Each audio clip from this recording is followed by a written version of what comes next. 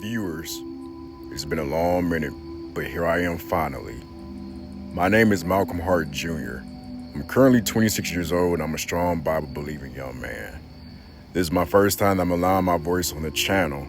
I'm currently visiting my hometown, Detroit, Michigan, and I thought to myself, why not make a video topic about one of my favorite cryptids, the Michigan Dogman, something that's been lurking in the Michigan woods secretly for many years.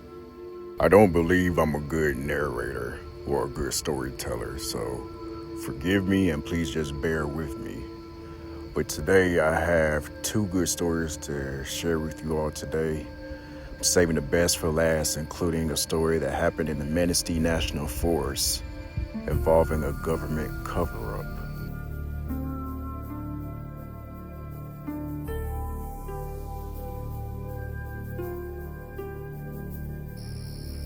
This happened when I was about 7 years old to my uncle. He's no longer with us and I want to share his story. Growing up, I lived in northern Michigan on 5,000 acres of farmland that backed into the state island. Nothing but miles of forest and pasture could be seen. Needless to say, it made us pretty tough and it takes a lot to spook us. We are all avid hunters, fishermen, and outdoorsmen. Being the only girl, I was raised as a tomboy, and I'm just the same. My uncle went off to join the military, becoming a senior NCO in a prominent Special Forces division of the U.S. Navy. He was 6'4", built like a wrestler, obviously skilled in survival tactics, and nothing never rattled him. He was home on leave and went out hunting as it was deer season. I remember him coming in the house shaking and crying, saying he saw something in the woods. My uncle never cried. He was tough as nails and would tear someone to shreds before he let them make him cry. My grandmother tried to get him to make sense, but he kept saying he saw a Bigfoot mixed with a wolf. My granny immediately got my grandfather and he rounded up the rest of the guys hunting with my dad. A few male cousins, my uncle, who was still terrified but went because he didn't want to be labeled as a chicken, got all their shotguns and ammunition and saddled the horses to go clear the woods. Apparently they were all aware of the Dogman, but I was blissfully young and ignorant. They told me to stay inside, and for no reason was I to step outside of our house until they returned. I had never heard my dad or grandfather so serious, so I hid in my room. Sunset comes and they still aren't back. I'm really worried at this point because they never stayed in the woods until after dark. Shortly, I heard the sound of the horses running to the barn and their voices. I was so relieved. They looked troubled when they came into the house but didn't say anything, probably to not spook me. At dinner, my dad laid down the law. I was no longer allowed to play outside or go to the barn alone. I had to have my grandfather with me at all times.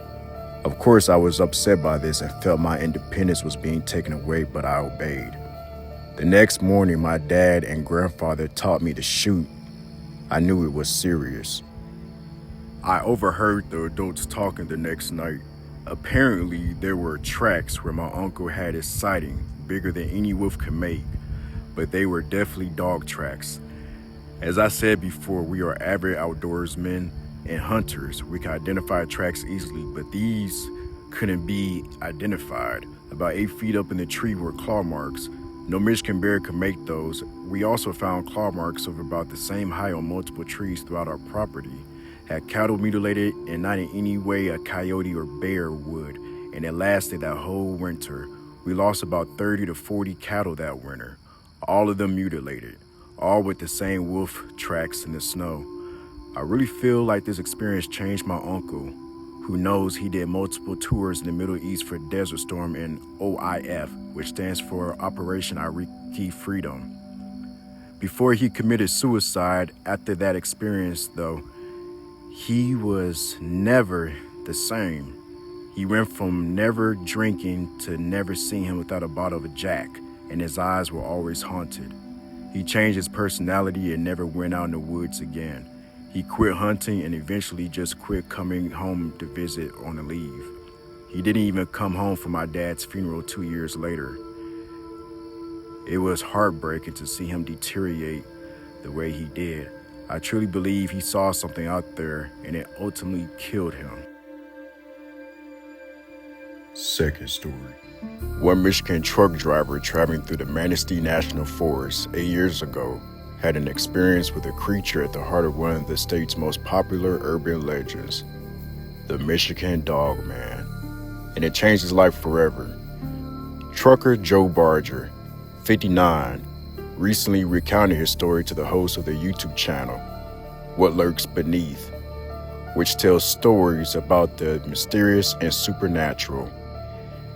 Barger said, even if you don't believe what I'm saying is truthful, it might be something you could draw on in the future in case you ever do have an experience with the Dogman, which is an advantage I never had.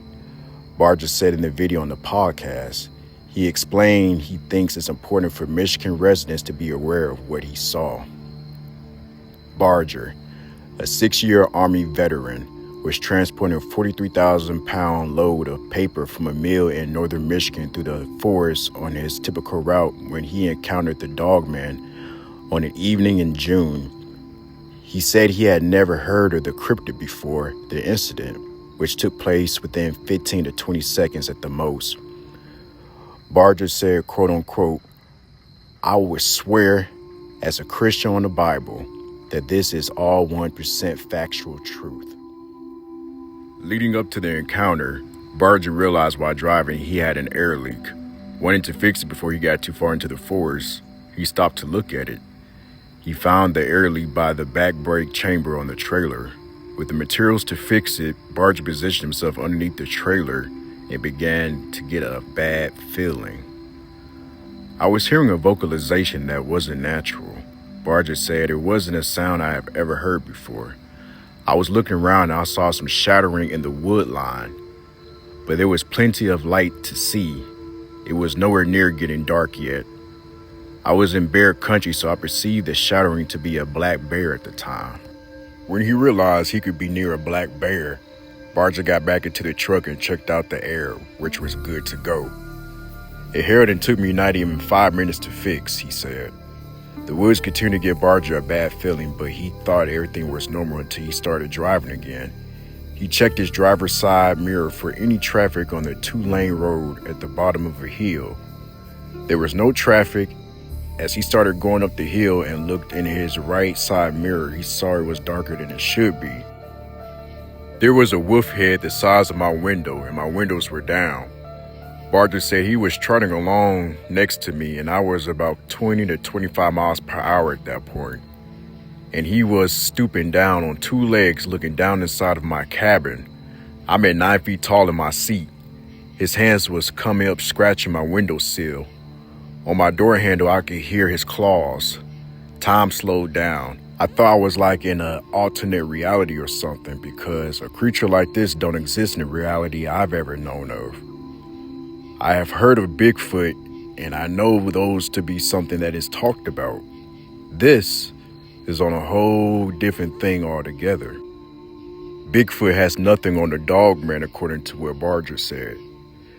It has a lot of sharp teeth, and the teeth on this thing were like brilliant white, 3 inches long, fangs bottom and top, pure black pointed ears. It had yellow eyes with human-like hands probably 14 inches across. It was at least 10 feet tall from how it was stooping into my cabin. His yellow eyes were darting all over the place and looking at me. How this creature looked was mad and determined to get me. He was sneering. He wasn't making any noise vocally, but the looks he was giving me and the intelligence in his eyes was telling me, "I'm here to get you, and there's nothing you could do about it." Barger thought about trying to roll up the window, but he decided to focus on keeping the truck on the road. That is when he remembered his handgun. Barger pulled his .45 Colt strapped to his waist and took 2 shots at the creature. He instantly went down, Barger said. "I was looking at him as he was sliding into the weeds. I was at almost point blank range, so I'm pretty sure I got him through the eye orbit. His head was huge. Everything on this animal was black except his teeth and his eyes. I wasn't really panicked, but it's the scaredest I've ever been in my life. I wanted to make sure I killed it. I wanted to know more about what just occurred. As Barger was coming back down the hill, at most 5 minutes after shooting it, it was gone. In its place was a Jeep and 2 people. Barger said he was concerned about people being somewhere potentially dangerous, so he stopped to talk to them. They gave me a story that they were watching a few bears fighting each other. I was worried about them being outside with what had just happened, but I didn't want to let them know what I had just done, so I left. Barger thinks because the other people claimed to have seen 2 bears that maybe there could be more dogmen in the area beside the one he just shot. I was really in shock for a good while. I was still driving the truck and I didn't even know how I got back.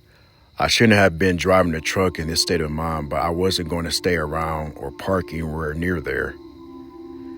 It was the most terrifying thing I think anybody can go through, worse than any combat situation, because at least you know what you're dealing with there. Barger had nightmares for 6 months to a year on and off. The nightmares got less prevalent as time went on, and he said he doesn't deal with them anymore. I'm in a lot better shape now, and I thought it was important to get this information out. That's why my story is out now. It just took me this long to get with the right people that I know have my back. After I got better from the nightmares, I had a family member tell me I should get this out to the public. So I talked to one podcaster that is popular in the cryptid space, and I didn't want to be out there publicly, so he took notes and narrated my story. Additionally, Barger claims the federal government is keeping the existence of the Dogman quiet.